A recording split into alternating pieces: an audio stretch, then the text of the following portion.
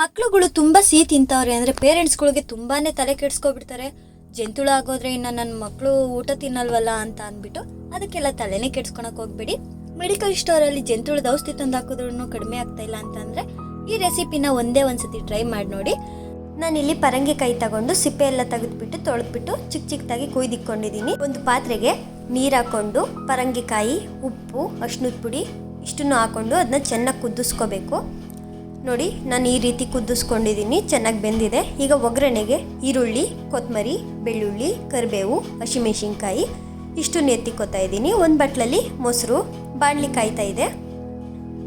ಬಾಣಲಿ ಕಾಯ್ದಾದ್ಮೇಲೆ ಒಂದು 4 table spoon ಅಷ್ಟು ಎಣ್ಣೆ ಹಾಕ್ಕೊಳ್ಳಿ. ಎಣ್ಣೆ ಕಾಯ್ದಾದ್ಮೇಲೆ ಸಾಸಿವೆ, ಬೆಳ್ಳುಳ್ಳಿ, ಹಸಿಮೆಣಸಿನ್ಕಾಯಿ, ಕರಿಬೇವು ಇಷ್ಟನ್ನು ಹಾಕ್ಕೊಂಡು ರೋಸ್ಟ್ ಮಾಡ್ಕೊಳ್ಳಿ. ಖಾರಕ್ಕೆ ನಿಮಗೆ ಮೆಣಸಿನ್ಕಾಯಿ ಎಷ್ಟು ಬೇಕೋ ಅಷ್ಟನ್ನು ನೋಡಿ ಹಾಕ್ಕೊಳ್ಳಿ. ನಾನು 6 ಮೆಣಸಿನ್ಕಾಯಿ ಹಾಕ್ಕೊಂಡಿದ್ದೀನಿ. ನೋಡಿ, ಈ ರೀತಿ ರೋಸ್ಟ್ ಮಾಡ್ಕೊಳ್ಳಿ. ನಾನಿವಾಗ ಸಣ್ಣದಾಗಿ ಹೆಚ್ಚಿಟ್ಕೊಂಡಿರೋ ಈರುಳ್ಳಿನ ಹಾಕ್ತಾಯಿದ್ದೀನಿ. ಈರುಳ್ಳಿನ ಹಾಕ್ಕೊಂಡು ರೋಸ್ಟ್ ಮಾಡ್ಕೋಬೇಕು. ಇದಿಷ್ಟು ಆದಮೇಲೆ ಪರಂಗಿಕಾಯಿನ ಬೇಸೆತ್ತಿ ಇಟ್ಕೊಂಡಿದ್ವಲ್ಲ ಅದನ್ನು ಇದ್ರೊಳಗೆ ಹಾಕ್ಕೊಂಡು ನೀಟಾಗಿ ಮಿಕ್ಸ್ ಮಾಡ್ಕೊತಾ ಇದ್ದೀನಿ.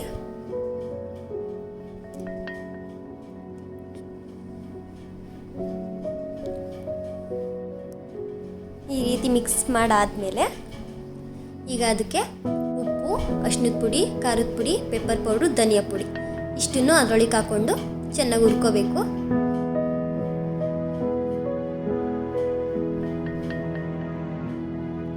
ಹುರಿದಾದ್ಮೇಲೆ ನಾವು ಒಂದು ಬಟ್ಲಲ್ಲಿ ಮೊಸರು ಎತ್ತಿಕೊಂಡಿದ್ವಲ್ಲ ಅದನ್ನು ಅದಕ್ಕೆ ಮಿಕ್ಸ್ ಮಾಡ್ಕೋಬೇಕು.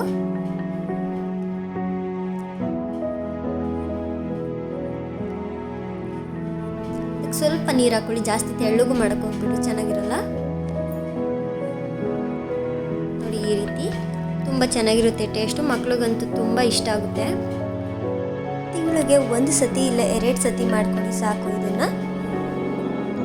ಇದು ಓವರ್ ಹೀಟು. ಮಜ್ಜಿಗೆ, ಹೆಸರುಬೇಳೆ ಈ ಥರ ತಂಪಾಗುವಂಥದ್ದನ್ನ ಏನಾದ್ರು ಕೊಡಿ ಹಂಗೆ. ನೀವಿನ್ನೂ ನಮ್ಮ ಚಾನಲನ್ನು ಸಬ್ಸ್ಕ್ರೈಬ್ ಮಾಡಿಲ್ಲ ಅಂದರೆ ದಯವಿಟ್ಟು ಸಬ್ಸ್ಕ್ರೈಬ್ ಮಾಡ್ಕೊಳ್ಳಿ. Thank you.